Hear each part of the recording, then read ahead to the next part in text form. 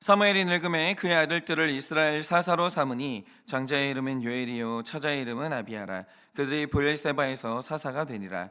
그의 아들들이 자기 아버지의 행위를 따르지 아니하고 이익을 따라 뇌물을 받고 판결을 굽게 하니라.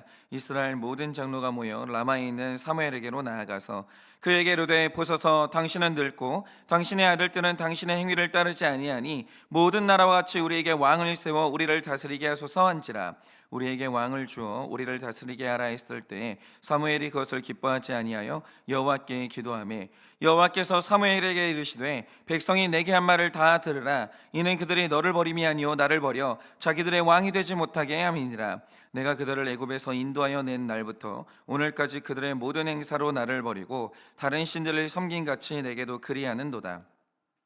그러므로 그들의 말을 듣되 너는 그들에게 엄히 경고하고 그들을 다스릴 왕의 제도를 가르치라. 사무엘이 왕을 요구하는 백성에게 여호와의 모든 말씀을 말하여 이르되, 너희를 다스릴 왕의 제도는 이러하니라. 그가 너희 아들들을 데려다가 그의 병과 말을 어거하게 하리니 그들이 그 병과 앞에서 달릴 것이며, 그가 또 너희의 아들들을 천부장과 오십부장을 삼을 것이며 자기 밭을 갈게 하고 자기 추수를 하게 할 것이며 자기 무기와 병거의 장비도 만들게 할 것이며, 그가 또 너희의 딸들을 데려다가 향료 만드는 자와 요리하는 자와 떡 굽는 자로 삼을 것이며, 그가 또 너희의 밭과 포도원과 감람원에서 제일 좋은 것을 가져다가 자기의 신하들에게 줄 것이며, 그가 또 너희의 곡식과 포도원 소산의 11조를 거두어 자기의 관리와 신하에게 줄 것이며, 그가 또 너희의 노비와 가장 아름다운 소년과 나귀들을 끌어다가 자기 일을 시킬 것이며, 너희 양떼의 10분의 1을 거두어 가리니 너희가 그의 종이 될 것이라.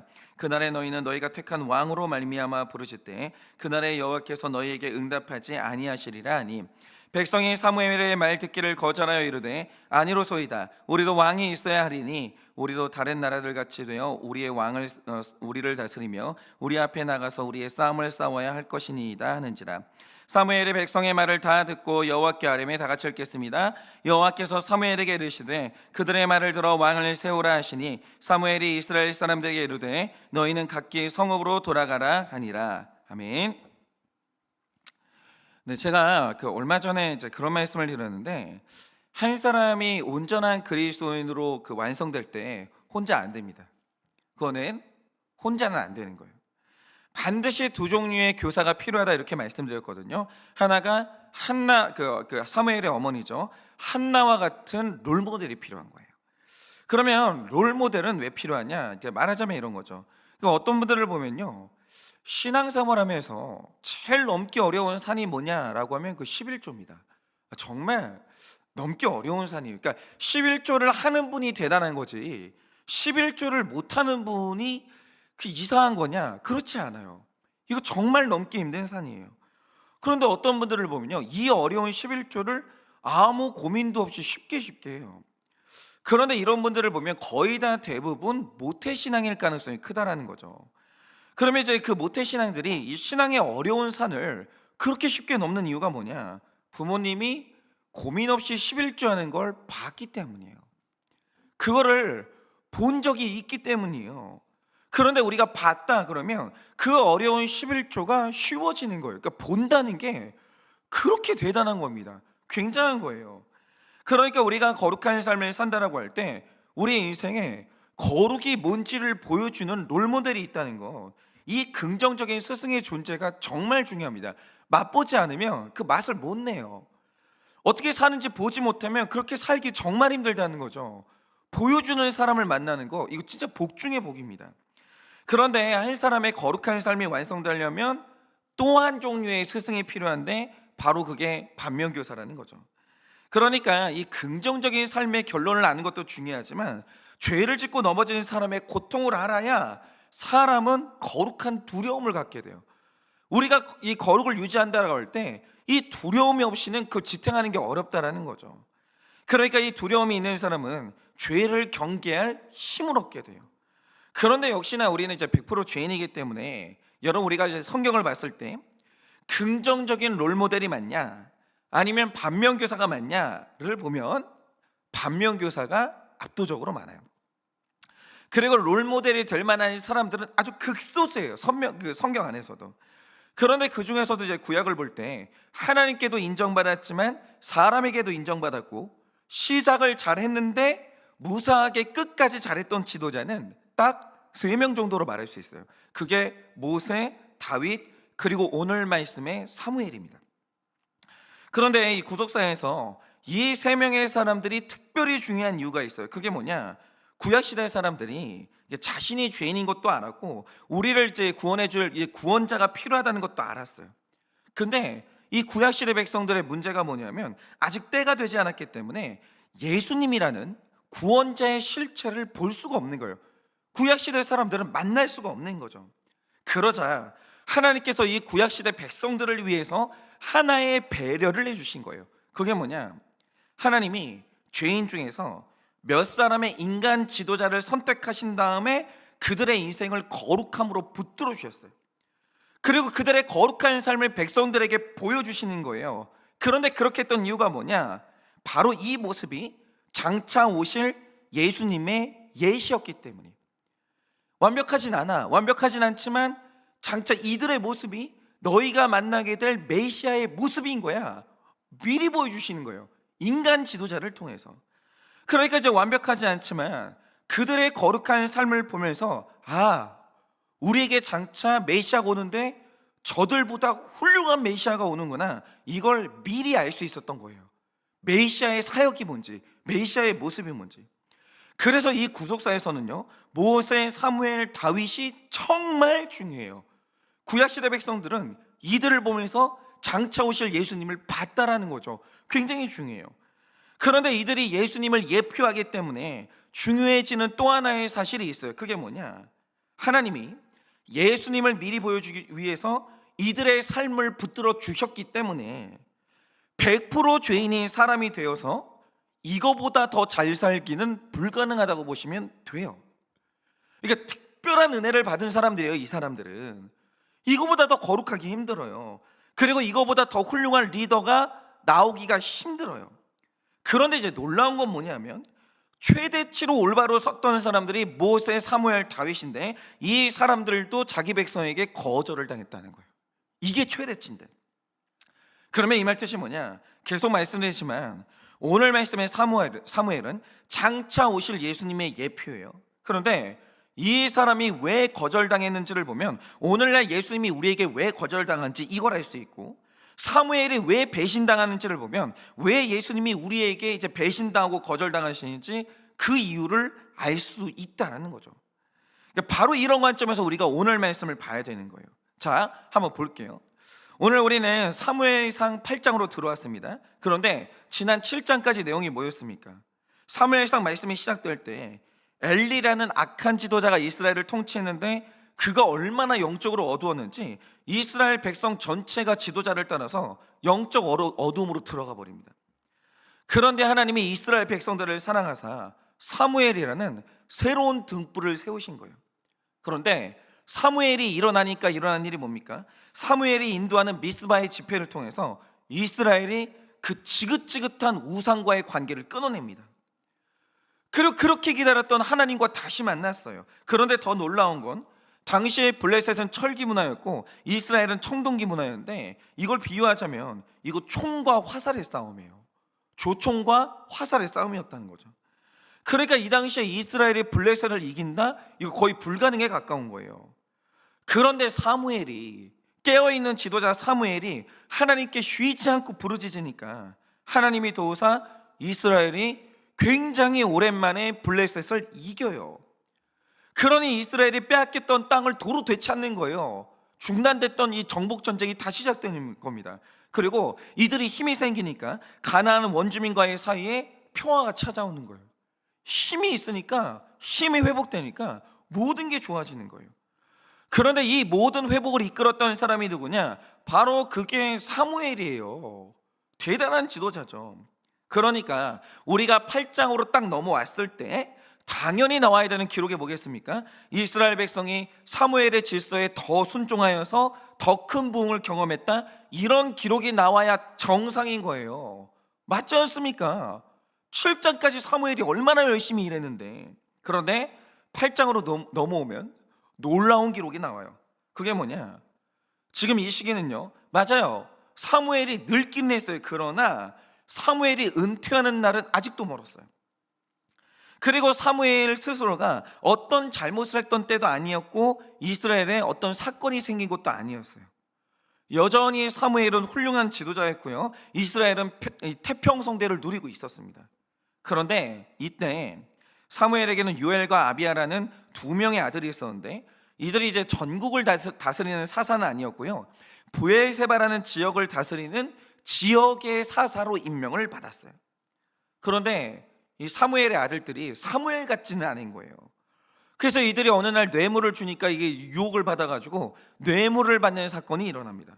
그러면 보세요, 사무엘이 엘리처럼 자기 아들들을 싸고 도는 아버지가 아니에요. 사무엘은요, 거룩한 등불이에요. 이 사람이 자기 자녀의 이 잘못을 분별합니다. 그러니까 사무엘에게 자녀들에 대한 치리를 요구하고 사사의 직분을 박탈하면 되는 거예요. 그럼 됩니다. 그런데 놀라운 게 뭐냐? 이 아들들의 잘못이 드러났습니다. 그러자 4절을 보면 이스라엘의 모든 장로들이 뭐예요? 그리고 요구하는 게 뭐냐? 사무엘이요, 물러나서서 퇴진을 요구하는 거예요. 갑자기 퇴진을 요구하는 거예요. 그리고 이제는 안 되겠으니까 당신이 늙지 않았습니까? 우리에게 왕을 주세요. 젊고 강한 왕을 주세요. 이런 식으로 요구를 하는 거예요. 이게 얼마나 무례해요. 사무엘이 얼마나 많은 일을 했는데, 자기들의 사무엘 덕을 봤는데 어느 날 오더니, 아니 사무엘이 잘못한 것도 아니고 오더니 물러나라는 거예요. 당신보다 젊고 강한 왕을 달라는 거죠. 그런데 말씀을 보면요, 이 말을 들었을 때 사무엘의 마음이 정확히 드러나는데, 일단 사무엘은 이 상황이 납득이 안 되는 거예요. 이게 뭐지? 내가 지금 많이 잘못을 했지만 참으라는 것도 아니고, 앞에서 말씀드린 것처럼 사무엘이 여전히 바르게 서 있어요. 그런데 이스라엘에 등불이 켜져 있으니까 다른 나라가 감히 침공하지 못하면서 여전히 그 땅이 태평성대를 누리고 있었어요. 그런데 사무엘의 아들들이 잘못했다는 거죠. 사무엘의 아들들이. 그러니까 이거를 이제 당신 아들들이 이렇습니다, 이 잘못을 바로 잡아 주십시오, 이걸 요구하는 건 있을 수 있는 거예요. 그래요. 거기까지는 좋아요. 그런데 벼랑간 사무엘의 퇴진을 요구하는 거예요. 그러니까 이 말 뜻이 뭐냐면 건수 잡힐 날만 기다리고 있었던 거예요. 사무엘의 퇴진을 요구하는 거죠. 그러니까 사무엘은 이게 납득이 안 되는 거예요. 왜 이런 일이 일어나나? 내가 뭘 잘못했나? 어떻게 이 인간들이 이럴 수 있나? 이게 너무 혼란스러운데 이 혼란이 착각이 아니라는 거죠. 사무엘이 멘붕이 올만해요. 그런데 이게 끝내 납득이 되지 않으니까 이 사무엘이 굉장히 자존심이 상했고 상처를 받은 겁니다. 그래서 6절을 보면 사무엘이 그것을 기뻐하지 않았다라고 하는데, 여기서 이제 기뻐하지 않았다는 건 나를 공격하는 게 기쁘지가 않은 거예요. 그래서 여호와께 기도하매라고 하는데, 이 말 뜻이 뭐냐면 사무엘이 지금 너무 큰 배신감, 너무 큰 충격을 받아가지고 하나님께 울부짖었다, 그 말이에요. 주님, 제가 왜 이런 꼴을 당해야 됩니까? 이게 말이 됩니까? 지금 사무엘이 완전 가슴을 치는 거예요. 자, 그러면 제가 여기에서 하나 여쭤볼게요. 결국 사무엘은 백성들의 요구를 막지 못할 예정입니다. 그리고 이후에 이스라엘 땅에 결국 왕이 세워져요. 그러면 이후로 이스라엘 백성들은 남유다 왕국을 기준으로 344년 동안 20명의 왕을 경험하게 됩니다. 그런데 중요한 게 뭐냐? 앞으로 나오게 될 이 20명의 왕들 중에서 사무엘보다 거룩하고 사무엘보다 리더십이 있었던 지도자가 있었냐? 제가 단정적으로 말씀드릴 수 있는데 그런 리더는 안 나타나요. 솔로몬 같은 경우에는 말년이 난리도 아니었습니다. 그 다윗은 사는 날 동안에 살인도 저질렀어요. 늘 거룩했던 건 아니었다는 거죠. 그러니까 사무엘 같은 리더십은 이제 안 나와요. 그러면 이게 말해주는 게 뭐냐? 사무엘이라는 지도자가 그럭저럭 괜찮은 지도자가 아니고요, 300년에 한 번 나올까 말까한 탁월한 지도자였다는 거예요. 객관적으로 좋은 지도자였어요. 그런데 놀라운 사실이 뭐냐면 백성들은 그런 지도자도 마음에 안 들었다는 거예요. 그런 지도자도 만족을 못한다는 거예요. 그러면 이 말 뜻이 뭐냐? 자, 보세요. 사람의 마음에는 불만족이라는 게 존재해요. 그런데 이 불만족의 원인은 부족한 상대방한테 있는 게 아니라 끝도 없이 더 좋은 걸 찾는 사람의 무서운 욕심, 바닥이 없는 그 욕심이 원인이라는 거예요. 이걸 간파해야 되는 거예요. 그러니까 이런 거죠. 이미 결혼하신 분들은 제 말에 거의 다 공감하실 텐데, 아직 결혼하지 않은 싱글들이 이 설교를 들으신다면 제가 확실히 하나 예언해 드릴게요. 확실히 하나. 이거 결혼하시면 반드시 일어나는 일입니다. 그게 뭐냐? 여러분이 결혼 전에 완벽하게 외모의 준비를 하고, 지적인 준비를 하고, 재정적인 준비를 하고, 인격적인 훈련을 받는다라고 하죠. 그러니까 여러분 인생에서 제일 준비된 모습으로 이제 결혼을 하는 거예요. 그리고 객관적으로 이제 남들과 비교를 해봐도 괜찮은 사람으로 준비가 된 다음에 누굴 만나서 결혼을 한다고 하죠. 그러면 여러분이 결혼할 상대방한테 반드시 경험하는 게 뭐냐? 나를 향한 그 사람의 불만족을 경험합니다. 여러분이 아무리 준비해도, 여러분이 아무리 꾸며도 결혼하고 나면 상대방은 나에게 불만족을 느껴요. 불만을 표시한다는 거죠. 결혼 생활이 정말 힘든 부분이 이 부분이에요. 여러분, 누구나 사람은요, 내가 사랑하는 상대방을 이제 만족시키기 위해서 자기가 할 수 있는 최선 다합니다.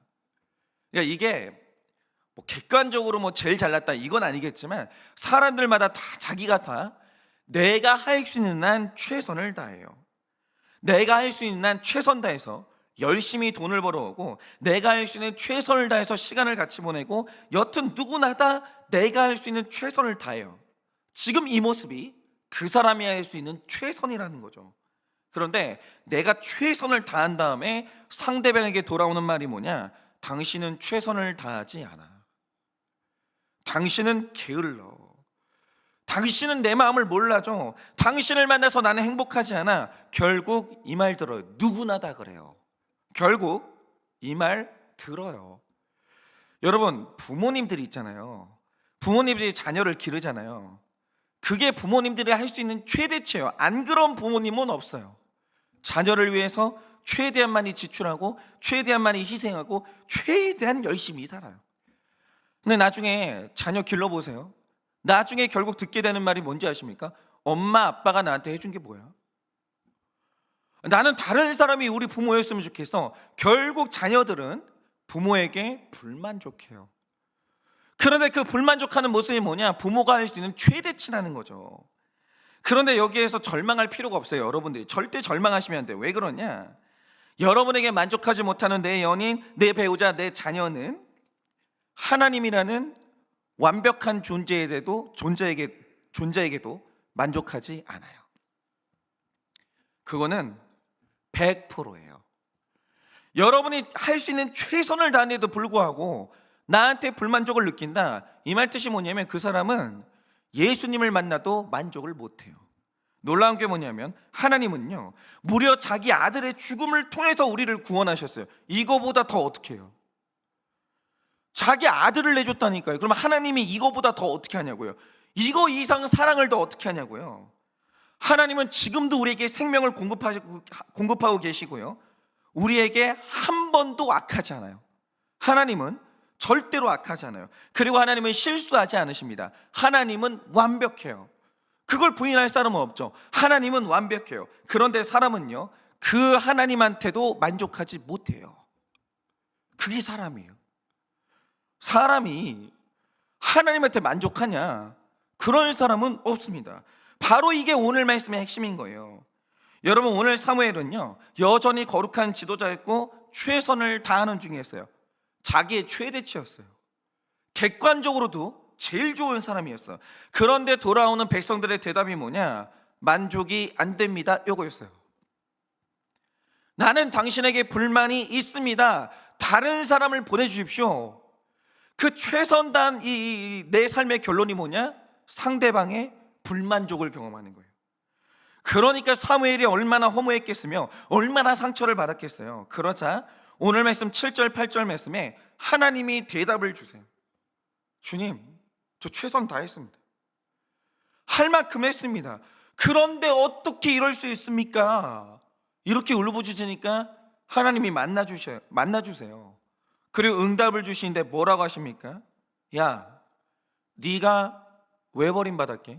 물론 사람이 자기 죄의 결론으로 버림받는 일도 있어요. 그런데 보세요. 사무엘을 보면 왜 사무엘이 버림받았게요?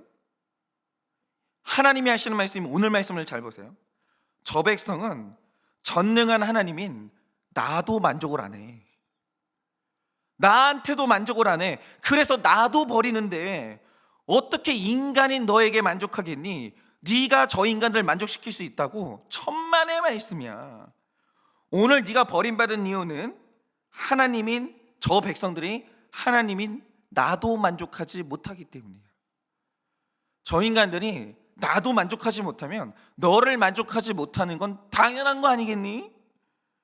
그리고 하나님이 나를 만족하지 못하는 난 앞으로 이들 앞에 20명의 왕을 세워도 이들은 만족이 없을 거야.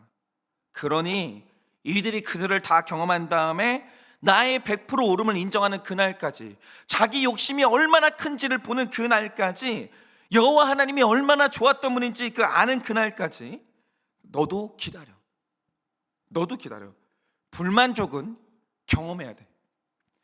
불만족은 자기 욕심이 얼마나 큰지 그 죄를 볼 때까지, 그리고 다 경험해 보니까 하나님이 좋은 분이었구나, 사무엘이 좋은 지도자였구나, 이거 깨닫는 그날까지 기다려야 불만족은 해결돼.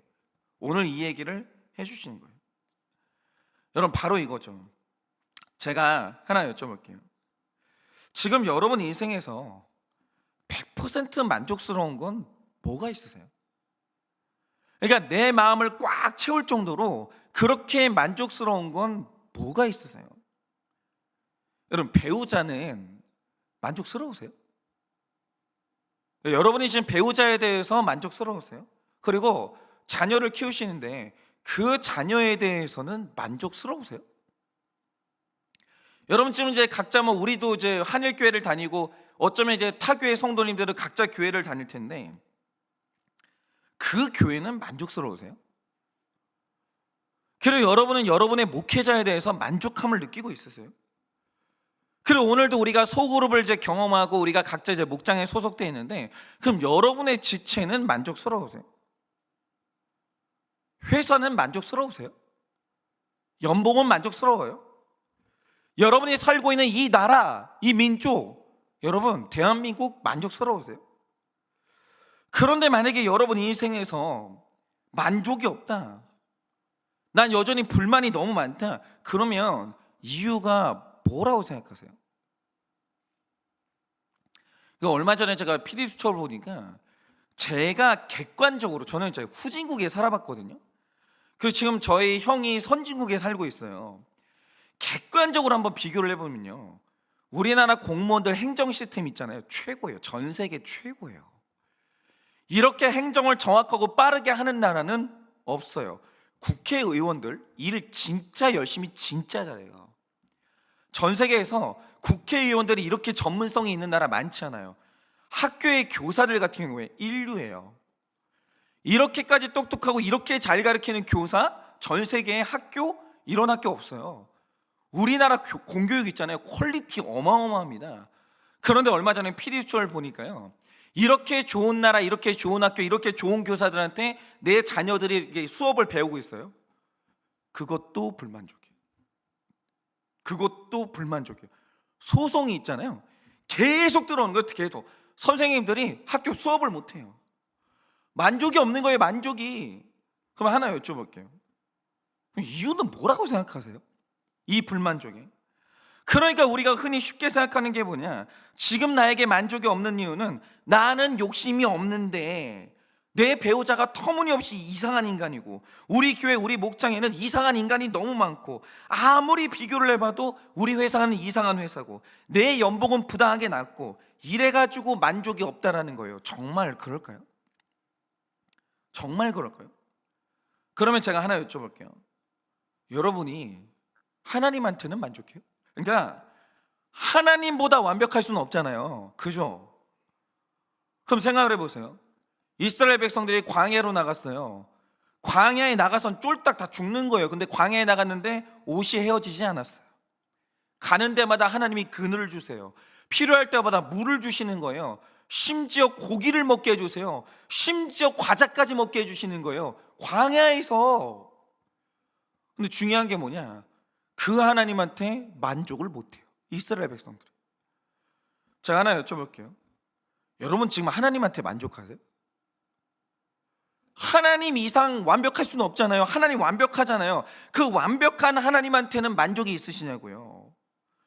여러분, 하나님 100% 오르십니다. 그 하나님이 나를 창조하신 거예요.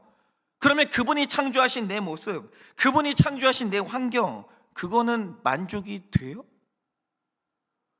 오늘 하나님이 여러분을 구원하시려고 정말 말이 안 되는 확률로, 어마어마하게 정교한 확률로 지금 섭리하고 계시거든요. 그러니까 그 섭리에 대해서는 만족하세요?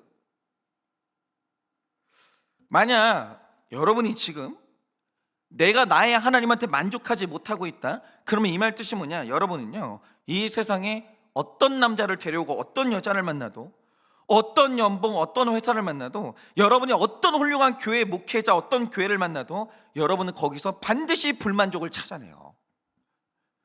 그렇게 됩니다. 여러분은 반드시 불만족을 찾아내요. 여러분의 인생에 하나님이 여러분 앞에 굉장히 훌륭한 목회자 100명을 데려다놔도 여러분은 언젠가 그 목사님한테 불만을 찾아내요. 상처를 받아요. 그리고 여러분은 만족을 상실한다, 그 말입니다.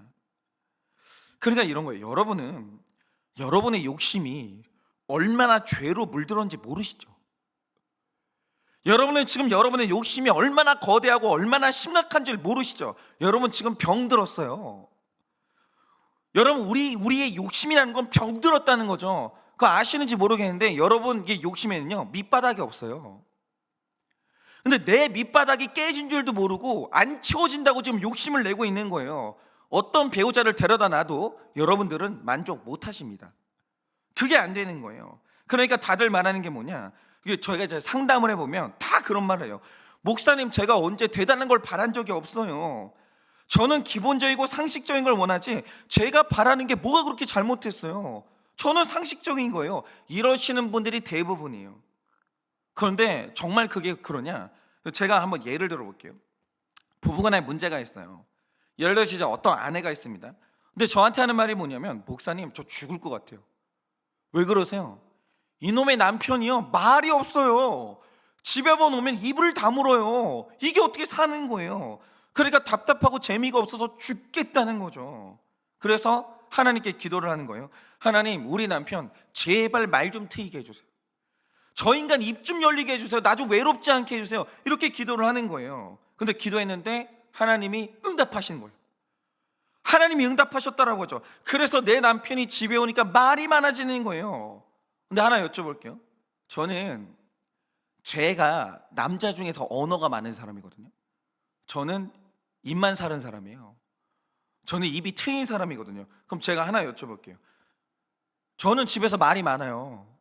제 아내가 저한테 만족할까요? 제 아내가 외로움이 없고 재밌어가지고 죽을까요, 인생이? 그러니까 남편이 말이 없다가 말이 많아지면 그건 좋은 줄 아시냐, 이거죠. 말이 많아진다는 게 뭔지 아세요? 불평도 많아져요. 저는 제 아내에 대한 불평 있잖아요, 입으로 다 쏟아내는 사람이에요. 왜냐? 저는 말이 많거든요. 저는 불평이 있으면 안 참습니다. 밥이 맛이 없다, 빨래가 왜 이렇게 됐냐, 이렇게 빨래에서 이렇게 향이 안 나냐. 저는 말이 많아요. 재미있는 말 많이 해요. 근데 불평도 많이 해요. 지적도 많이 해요. 넋두리도 다 입으로 풀어요. 앉으면 저희 아내한테 제 인생의 모든 고민들 다 풀어놔요. 근데 그거 듣고 있잖아요. 그러면 어느 날 또 불평이 쏟아져요. 그러면서 하는 말이 뭐냐, 하나님, 제가 말이 많아졌으면 좋겠다고 했지 어떻게 이렇게 많게 해달라고 했어요. 그러니까 입이 열리기는 하되 적당히 열리게 해달라는 거예요. 이러는데 중요한 건 이거죠. 그 적당히가 뭔데요? 늘 이런 식이에요. 늘 이런 식. 그러니까 이런 거죠. 적당히가 뭔데요? 그러니까 이런 거예요.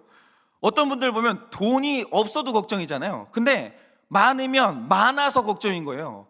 이 남편이 바람 필까 봐, 딴짓 할까 봐, 돈이 많아지잖아요. 많으면 또 걱정인 거예요. 그러면서 하나님한테 요구하는 게 뭐냐? 주님, 적당히 주세요.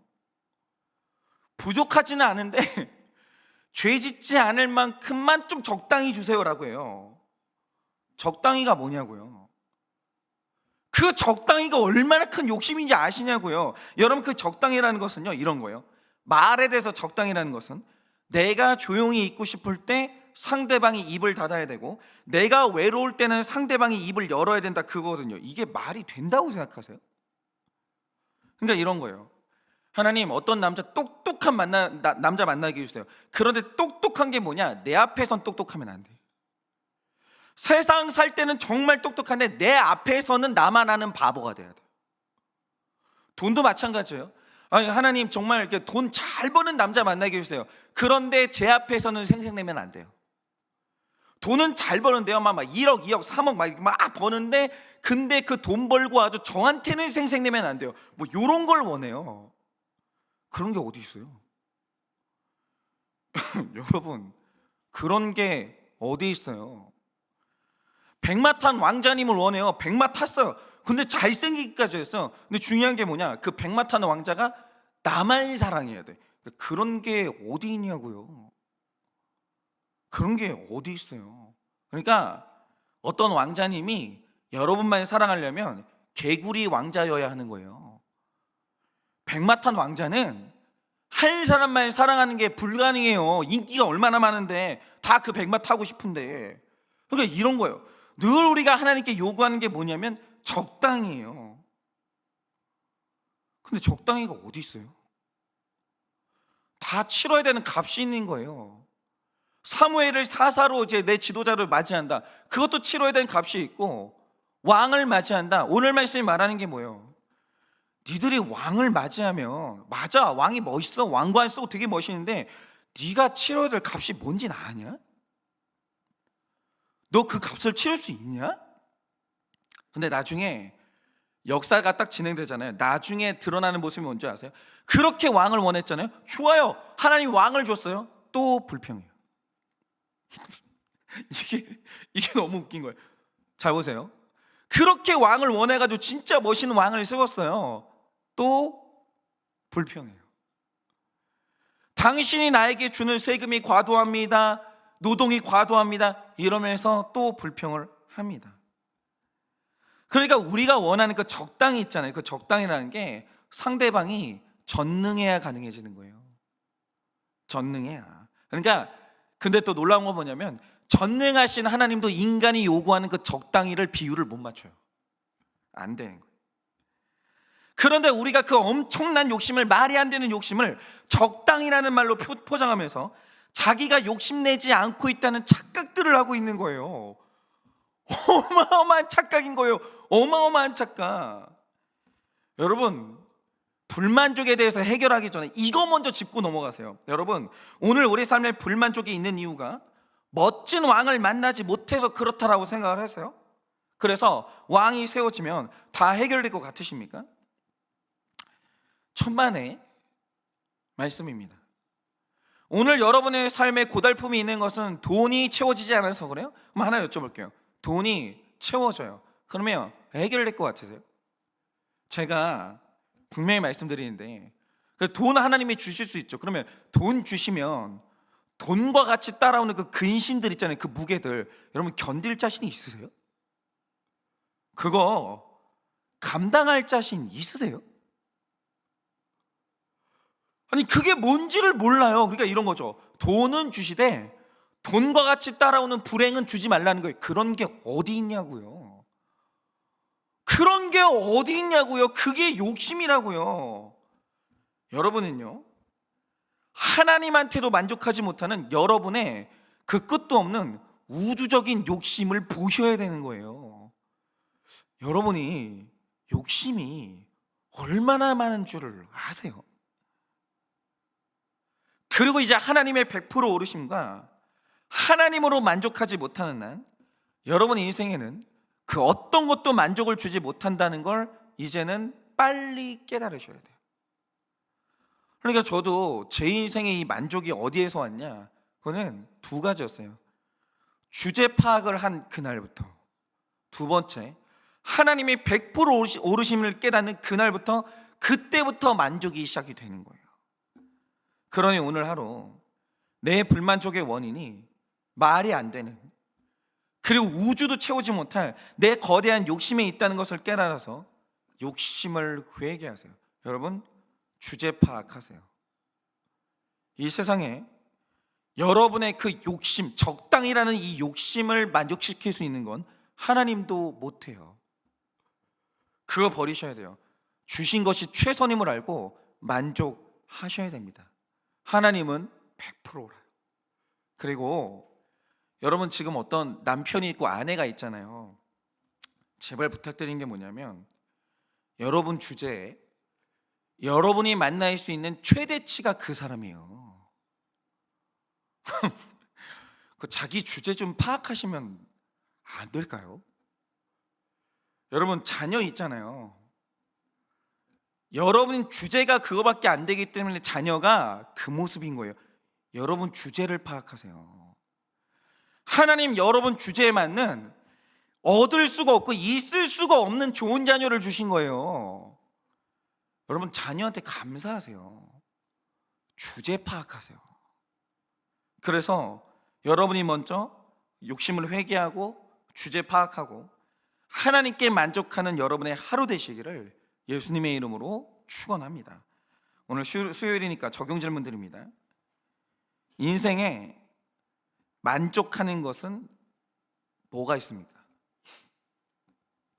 몇 가지나 있으세요. 그러니까 스스로 나는 만족하고 있다 착각하지 마시고, 여러분 정확하게 한번 적어보세요. 여러분 인생에 만족하고 있는 것은 몇 가지나 됩니까? 구체적으로 나누어 볼게요. 불만족스러운 것은 무엇입니까? 불만족스러운 것은 무엇입니까? 뭐 외모가 마음에 드세요? 뭐 배우자 마음에 드십니까? 뭐 이런 식으로 특별히 배우자에 대해서 구체적으로 나누어 보십시오. 여러분의 배우자에 대해서 만족하십니까? 하나님에 대해서 만족하십니까? 하나님에 대해 만족하십니까? 불만족의 원인이 내 욕심이라는 것을 인정하십니까? 불만족의 원인이 내 욕심이라는 걸 인정하십니까? 내 욕심은 얼마나 크다고 생각하십니까? 그러니까 나눌 때 저는 욕심 없어요 이런 말 하지 마세요. 그런 사람은 없어요. 내 욕심은 얼마나 크다고 생각하십니까? 이 시간에 제가 기도하고 축도함으로 예배를 마치겠습니다. 기도하겠습니다. 주님, 제가 욕심이 너무 많습니다. 제 주제도 모르고 나는 많은 사람 앞에서, 큰 교회에서 모든 사람에게 사랑받고 인정받으면서 그런 인생 살고 싶다. 그런데 그런 인생 살지 못하니 누군가는 그런 인생 살게 해주고 왜 나는 살지 못하냐라고 하면서 하나님께 얼마나 불평했는지 모릅니다.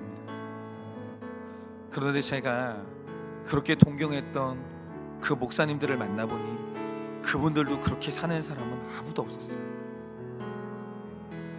그리고 제가 제 주제 파악을 못하니 그게 얼마나 허황되고, 만약 내가 그 자리에 올라간다 할지라도 나는 그게 감당이 안 돼서 지옥을 살 수밖에 없는 그런 인생이라는 것을 저는 이제야 깨닫습니다. 하나님, 주제 파악이 되고 하나님의 오르심이 인정이 되니 이제서야 인생에 만족이 차오릅니다.